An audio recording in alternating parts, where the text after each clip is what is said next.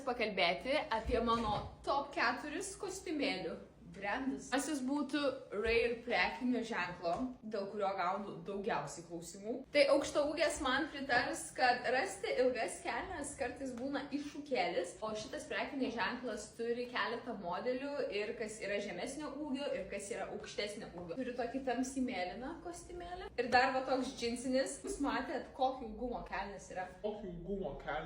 Ta prekinį ženklą galite rasti About You, nu bent aš iš ten perku. Šis brandas Meški, jie visą laiką sukuria vis kitokių dizainų, kitokių modelių. Tai iš jų turiu tokį, dar šitokį, dar tokį. Favoritas iš praeitos vasaros mano. Dėl šito švarko, kurį aš labai mėgstu net džinsais nešioti, jūs labai dažnai paklausėt. Va, faina, kad tu gali ne tik su tuo komplektu nešioti, bet ir atskirai. Trečiasis brandas būtų Mango. Šiaip iš tikro Mango tikrai turi labai gerą kainos ir kokybės santykį. Esu susirinkusi tokį ne vieną kostiumėlį iš Mango ir geros kokybės ir kaina tikrai labai gera. Žiūrėjau, šitas iš praeito sezono, nu, tobulai. Šitas Mango kostiumėlis man skaičiuosi jau 3 sezoną.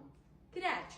Mango iš visų tų kostiumėlių brandų yra pigiausias, ką aš jums šiandien rodau. Kai nori, tu gali tikrai surasti per tą sezoną ir kokybiškų, ir už gerą kainą kostiumėlių, kurie tarnaus ne vieną sezoną. Pirmasis būtų My and My Official. Tai yra ukrainiečių prekinis ženklas. Esu įsimylėjusi. Aš turiu ir suknelių, aš turiu ir palaidinių, aš turiu ir kostiumėlių.